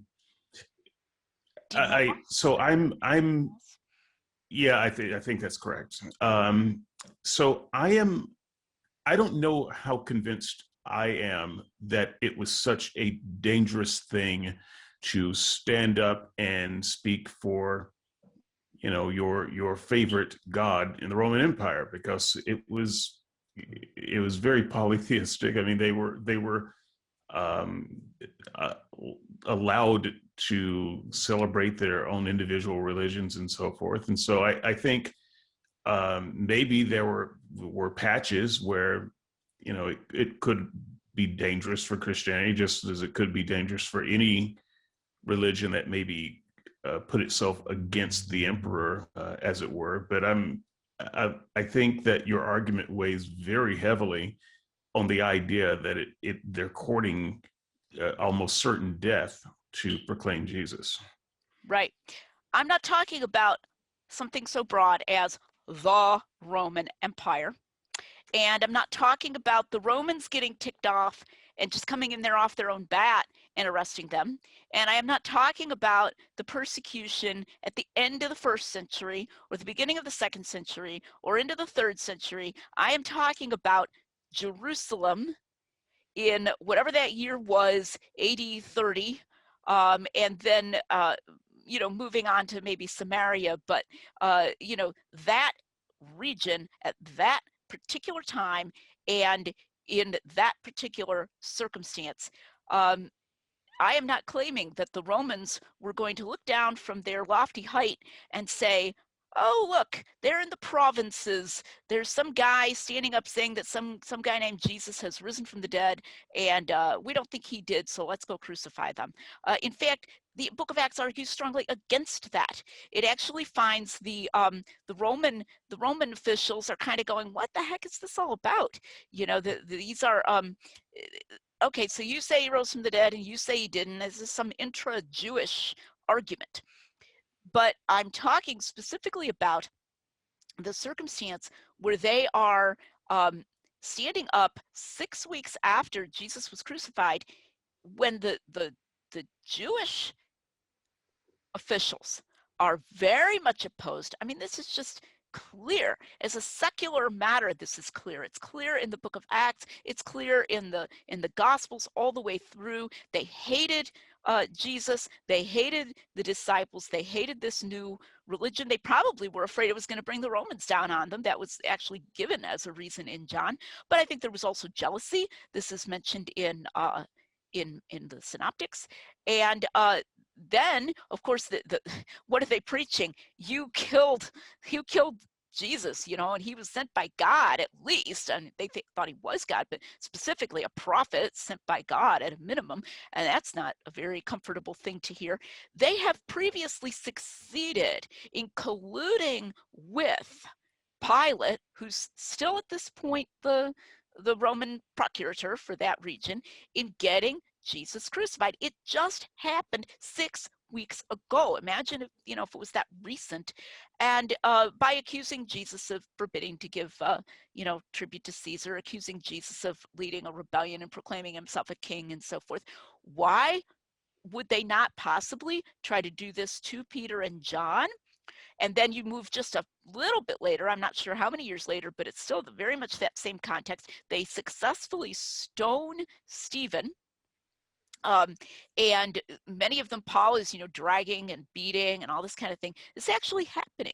It's happening there in real time. So the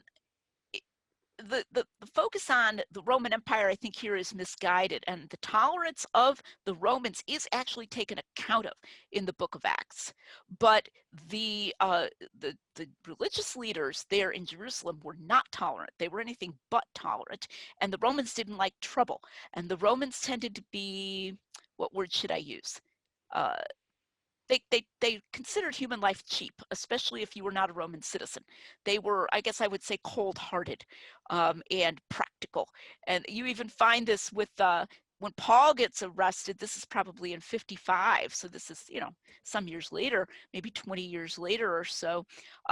What do? They beat him first, and then then they say, oh no, you're a Roman citizen, or the one guy is prepared to beat him, and then he speaks up. He's tired of being beaten, and he says, hey, by the way, you can't beat me, I'm a Roman citizen. But he was going to, and they literally had the lictors there with his arms over his head until he spoke up and said he was a Roman citizen. Their philosophy was beat first, ask questions later.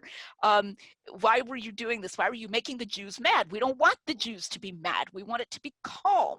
And that was how Jesus got crucified as well. So I don't think those kinds of generalizations are really the relevant considerations here in the very early scenarios and the complex historical scenarios that I think we need to be considering.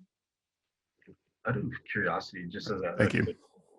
oh, sorry. Out of curiosity, just as a quick sort of follow-up on David's question there, since Marvin didn't have anything on this. I've heard some skeptics try to argue it, so it goes against the Acts as reliable and that sort of thing, but they'll try to say, well, really, in the early days, the Jewish leaders were only persecuting Hellenistic Jews like Stephen or something like that. They didn't go after the mainstream Jews. I don't know if you've heard those types of arguments and what you make of that. Well, that's obviously untrue. I mean, we have the account of why they killed Stephen. It's got zero to do with Hellenism, because we have an account of how he insulted them. And it was a very Jewish kind of insult. He stands up there and he gives the history, you know, of the Jews, and it's this, then you did this, and you know, our people did this, and our people did this, and now, to cap it all off, we're killing Jesus. So it's like a Jew yelling at other Jews, if I can put it that way, about their failure to heed the messengers from God throughout Jewish history, culminating in killing Jesus, who was, he believes, sent from God. So there's absolutely no evidence of that at all, and there is in fact evidence to the contrary. It's that they just don't like the message, and it's a pretty insulting message to them, saying that they colluded, which they did, to kill Jesus, and Jesus is the Son of God. He's sent from God. He's the Messiah. You killed our Messiah, and so forth. This is a very Jewish message, but a very inflammatory intra-Jewish message. So I would say that is a statement devoid of any evidential support, and in fact with lots of evidence against it. Awesome, perfect. All right, cool. So that covers it in terms of all our questions that we wanted to cover. I hope everyone feels we covered the topics fully and that sort of thing. But yeah, just before we go, so David, you already asked your question to Lydia. Are you? Well, I've got several, so trust me, I can give you another. Yeah, sure. Okay, yeah. So I'm just going to open it up to both Marvin, to my co-host, to ask any question that they want related to what we've been talking. So yeah, go for it, David, if you've got another one. Sure. It's a question that I like to ask all Christian apologists when I get a chance to talk to them. These days, I asked Jonathan McClatchy. I didn't like his answer. I hope I like yours better. Do you at least understand why a reasonable person might not accept the resurrection story? Is it just completely unreasonable to you not to accept it, or do you see a path of reasonableness there? That's a really interesting question, and it touches upon an area in philosophy known as peer disagreement. There's a whole literature called peer disagreement literature. I hate the peer disagreement literature because I think it's sociology masquerading as philosophy. But in a sense, your question is a sociological question, so I think I can answer it in those terms. I think we Christians have suffered from a failure to give the best case that we can give. I think the prominence of the minimal facts case for, I don't know, 25, 30 years, maybe more, has been enormously unfortunate for the cause of Christianity. It's gotten people interested, so I don't want to say that it's done no good, but I think it's been presented as if it's the best we can do. So if I want to talk about a reasonable skepticism, I think it's going to have to be a reasonable skepticism because the skeptic doesn't have all the data that I have. And so this is something you get in the peer disagreement literature. Can you have two people with identical sets of data who reasonably take different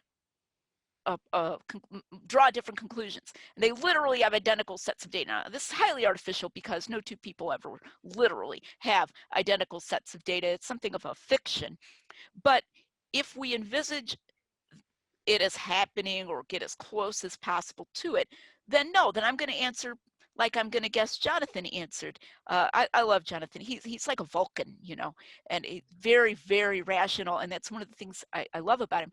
If you have two people who really literally do both have the all this mountain of evidence for the resurrection, then no, I don't think one can reasonably believe and the other one can reasonably disbelieve the resurrection. I mean, to me, that's related to the objectivity of reason, the objectivity of rationality, that you can't have radically different conclusions that are both equally reasonable on the basis of the same data. But because that is something of a fiction, I can imagine scenarios um, where a skeptic just doesn't know the data and or all of it or enough of it or whatever, and hasn't delved. And there I would appeal. I'm not into Pascal's wager as Pascal does it, but I would appeal to a modified version, which I think was from Bishop Butler, that it's worth your investigating. It's not that you should just, you know, believe because you want to believe, but that you, which is perhaps unfair to Pascal, let me add, but that you should take the time to investigate because it's so important. The importance of it gives you a motive to investigate sooner. And so when I talk to a skeptic, my goal is to pick his interest and pick his curiosity. You know, I'm not expecting, you know, a light to fall from heaven on David because he talked to me today. I mean, that would be great, you know, but if it happened, but I don't really expect it. But what I might hope for would be that David would go away and say, well, this is different. This isn't what I hear all the time. And maybe there's more to this than I thought. I'm gonna go, you know, and this is, I'm not just trying to get you to buy my books, you know, but I'm going to go get her books. I'm going to read them, or I'm going to go start reading more of Jonathan's blog posts, or, you know, watching Tim McGrew's lectures. And I'm going to try to delve into this, and I'm going to look into the background of this and see if maybe I'm wrong, you know, because after all, eternal issues are at stake. So in that sense, a skeptic could possibly be reasonable on the basis of a subset of the evidence. So that would be my answer there. All Thank right. you. I keep interrupting you every time. Sorry, but all right, Marvin. Sorry. So over to you. Yeah, you get to ask the final question of the night.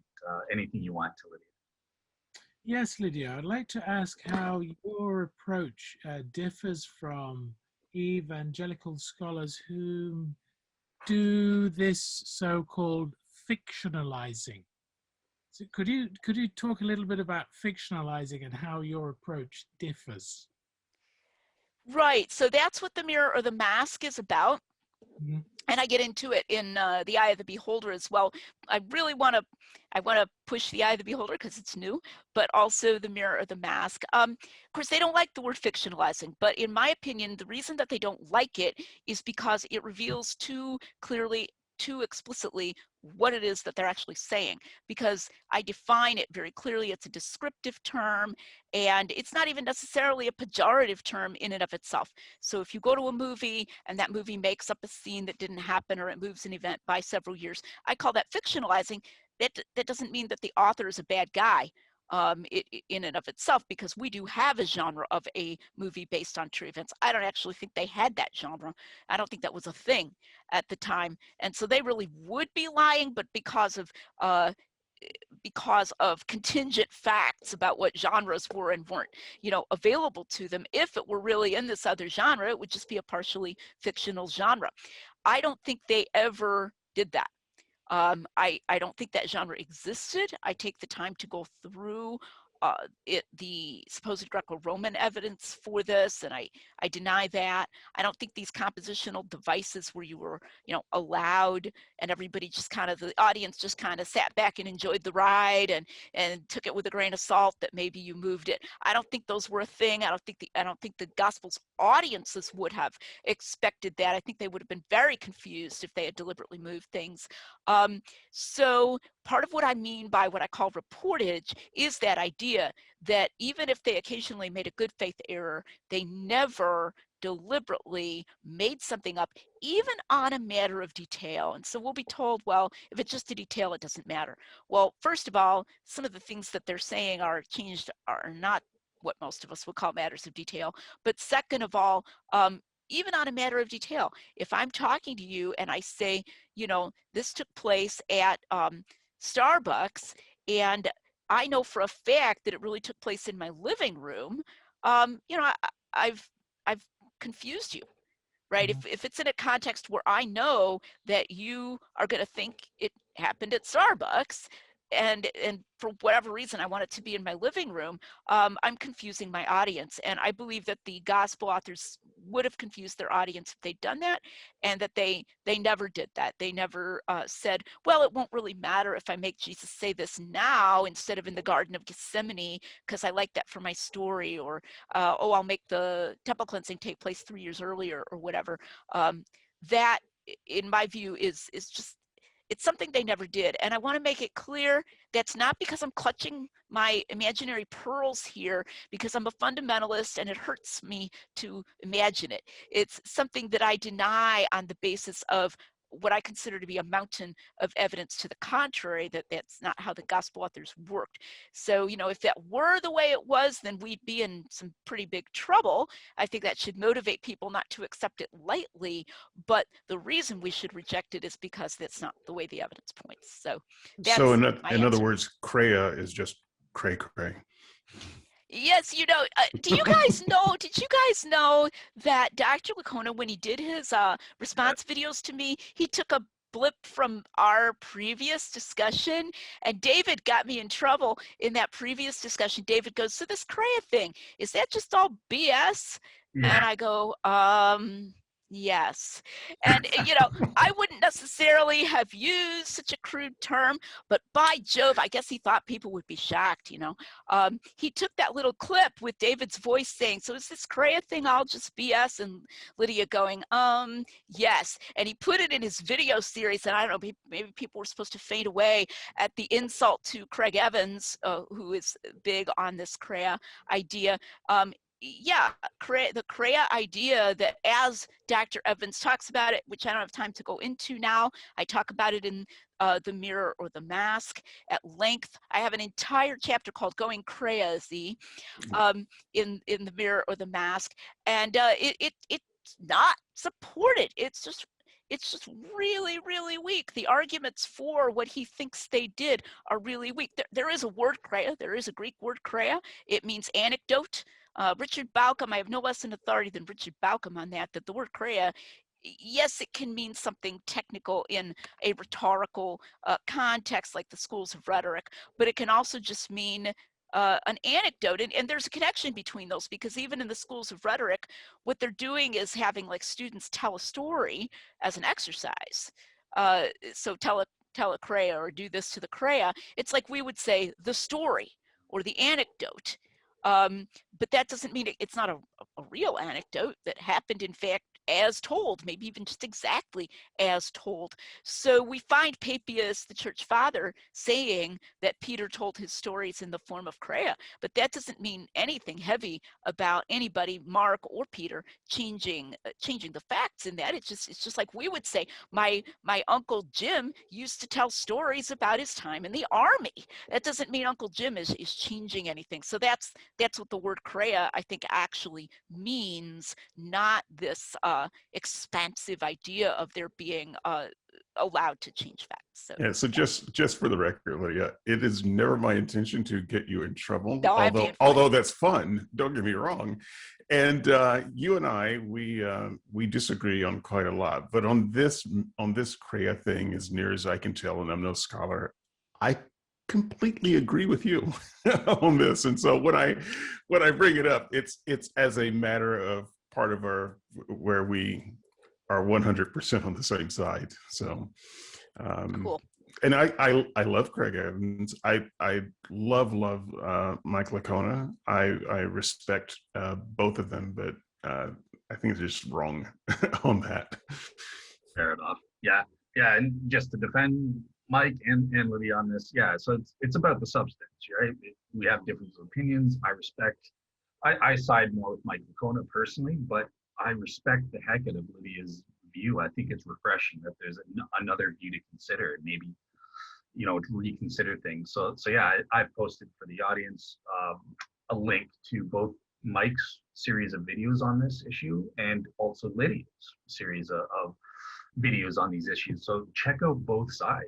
I think both sides are worthy of serious consideration. So Imagine Dale and I on different sides. Well, and in Shocker. that sense, you could view, David as more conservative or whatever. I didn't know that about Dale. It's kind of interesting. Like literally here, just at the very end, I'm learning what Dale just said. And, I'm busy launching a book right now, Dale, but, if you ever want to talk in like email or something about this and say, this is what I think is the strongest argument, for the Lacona view, or a couple of them, I can like maybe direct you to specific videos or blog posts that address that, or specific chapters. Do you have a copy of The Mirror or the Mask? I don't. I bought after you were on the show, I did buy the Undesigned Coincidences because I was impressed with your reasoning. So yeah, that's the book I have from you. And I also have your article on the resurrection, obviously, in the Blackwell Companion and that sort of thing. But so I would just encourage you to, delve into it, because I would say my treatment in The Mirror of the Mask and in the follow-up video series is nothing if not thorough. It's very thorough. And I often find that people who say, oh, I lean more towards the Lacona side of it, I'll say, what do you think is the reason? And then if they tell me, they'll go, the exercise books or something like that. And I'll go, well, I've treated that. I've dealt with that. I've, refuted that. It's just like really, really not supported by the evidence. And have you watched that, or have you read that? Oh, no, I don't have time. So, or I haven't done it. So I guess I really would encourage you to kind of delve into it, because, since you respect us both, in a sense, I think that could lead you to think that you need to see both sides of it in a really thorough way. And I think you might be surprised to find out that there's not really anything that he's alleged that sounds impressive on the face of it that I haven't answered. And I think answered, of course, I think answered decisively. When you get a chance to delve into it, you may not think that I have, but I've certainly tried. So, before you go telling somebody, I guess that's what I would mainly say to you, Dale, as a fellow Christian. Suppose you're dealing with a skeptic. Suppose you're dealing with or a deconvert, or somebody who's on the verge of deconverting or something, and you're I don't want to use the word tempted, but maybe I should use the word inclined, or on the verge of saying, well, it's really okay. You're concerned about contradictions in the Gospels, but Mike Lacona has done all this work, and that was allowed at the time. They were allowed to change things. And like, you're going to give this as an answer to a skeptic or a deconvert, or a person whose faith is wavering. When you're on the verge of doing that, say to yourself, Lydia, whom I also supposedly respect, has written an extremely long book and given a detailed book and a video series where she says, no, that's not the right answer to give to that kind of question, and maybe give some different kind of answer to him. Or if you want to bring it up, you could say, now, this is what one scholar says, although I want to say that another scholar believes there's a different, better answer to these kinds of questions about contradictions. And her name is Lydia McGrew. So I'm not necessarily, endorsing just one side of this, because what you don't want is to be encouraging people to trust in Jesus or to hang on to their faith on the basis of a theory that then they're, you haven't had time to thoroughly investigate yourself, and that is wrong. That could be a bad thing. So I think that's just what I would encourage you, since you lean in that direction, is to just prescind for the time being, until you're really, really, convinced and have examined the counter arguments and everything on both sides in detail, from offering that to someone who needs an answer to a skeptical problem with his faith. Yeah, well said. I think that's entirely fair, and I promise you, I will do that, because that's what I'm all about. I think it's important to give the skeptics the various answers that are out there, and resources on both sides. So I promise, yes, I will do that. That's cool. Awesome. All right. So I will say that I'm very impressed. I went to Biola, and of course we lean towards the minimal facts. Gary was an itinerant scholar.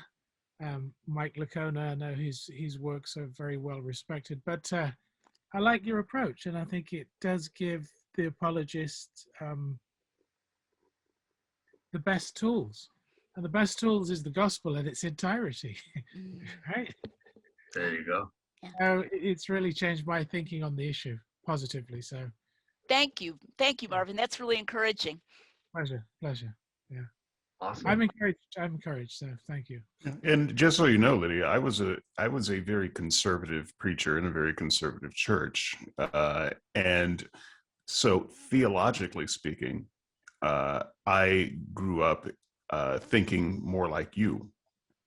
So I'm very familiar with your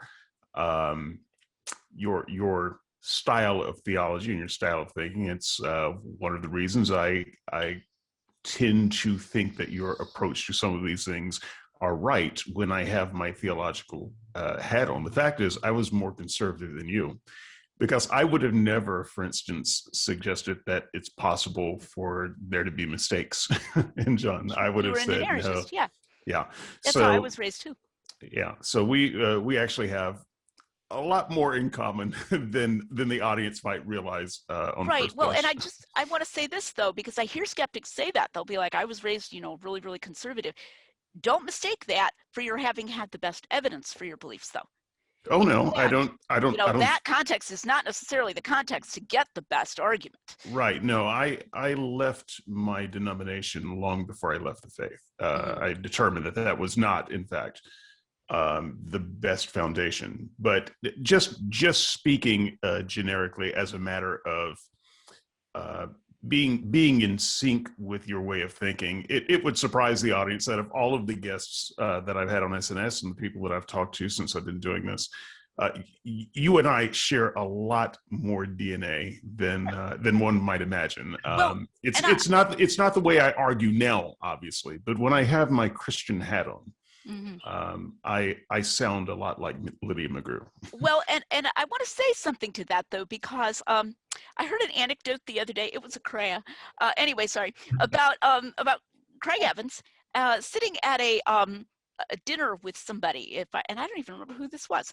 And the person he was sitting at dinner with was a very conservative Christian, and they were discussing Bart Ehrman and something that Ehrman had said, and that Evans turned to this guy, this very conservative Christian, and in a jocular sort of way said to him, Bart Ehrman is your fault. That's what he said. He's your fault. And you'll hear this a lot. And I think one reason I can tell this, even though it was a private thing that was told to me privately, is because it's very typical of the way that Dr. Evans and Dr. Lacona, and to some extent, I think Dr. Bill Craig thinks as well.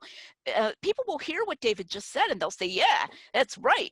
Lydia agrees with these skeptics, because ultimately skeptics and Lydia are fundamentalists at heart. I mean, that's kind of a hard sell since I'm not an inerrantist, but the folks on Dr. Lacona's side will call me a fundamentalist. They've done it. And it's interesting, because then they'll say, yeah, and it's that rigid view that caused David to lose his faith. It's that rigid view that caused Bart Ehrman to lose his faith. We need to not think like Lydia McGrew, because we're putting ourselves out there. We're putting ourselves at too much risk.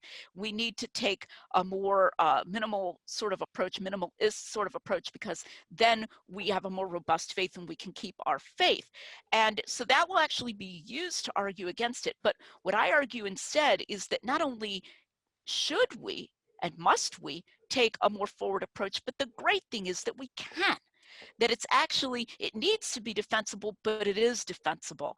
And so I don't consider that a weakness. I consider it a strength. And I wanted to address it because David said that. And I can hear certain folks whom I won't name who will be out there and saying, yeah, they share a lot of DNA, because that kind of naive fundamentalism is common among skeptics, and that's how they lose their faith. And if they accepted our view, they'd still be Christians. I don't actually think that's true. I think if I were a skeptic and someone presented to me the idea that the gospel authors thought it was okay to change facts, I'd say, well, okay, then why should I believe any of this? I wouldn't find that particularly helpful to regain my faith. So I just want to throw that out there, because I think that was a real interesting comment that David said. And then we should be wrapping up. Perfect. All right. So yeah, I think that brings us to a close, as Lydia said. So I really enjoyed the discussion. I hope, Lydia, you feel that you got to present your view. Awesome. And Marvin and David, I hope you guys had a good time on your end as well. Wonderful. Thank you. Yep. Excellent. Perfect. Perfect. All right. So yeah, I'll wrap up at this point. Next week, just so the audience knows, we have Dr. Michael Malona is coming on. He's sort of an expert in the philosophy of emotions, and we're going to be kind of discussing theories about, okay, what are the emotions and how might that relate to moral epistemology and that sort of thing. And then the week after that, we have Dr. Liz Jackson coming on with David Johnson. He's going to be joining me again to discuss religious epistemology, as well as her notion on Pascal's wager. So those are the new shows you guys have to look forward to. And other than that, have a great week. All right, take care.